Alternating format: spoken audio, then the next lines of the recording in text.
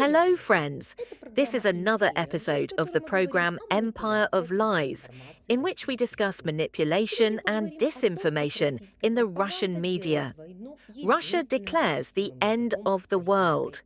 There is no room left for ambiguity in the Russian media landscape. The last broadcasts of Vladimir Solovyov, who once claimed to be the loud voice of the patriotic camp, now sound like a chronology of the militarization of consciousness. This is no longer propaganda in the traditional sense, not a play on slogans and emotions, but a consistent explanation that war has become the only acceptable language of Russian politics. What was long perceived in Europe as exotic theatre has become a script for action. In the program, Russia effectively bids farewell to the idea of negotiations and forges a new ideological narrative. Peace is weakness, and negotiations are a tool of the enemy. 1.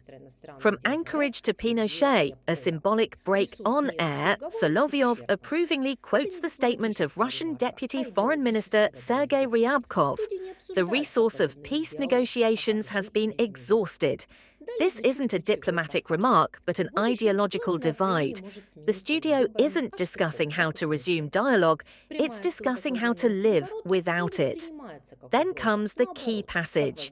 In the future, power in Ukraine could be changed not by elections, but by bayonet, as it was under Pinochet. The direct reference to a military coup isn't perceived as a threat, on the contrary, as a possible path to stability. The rhetoric is built around the idea that democracy is inimical to the very logic of war. Well, today, in my view, Ryabkov's statement was significant, saying that the potential for peace talks, which was held in Anchorage a couple of months ago, has been exhausted.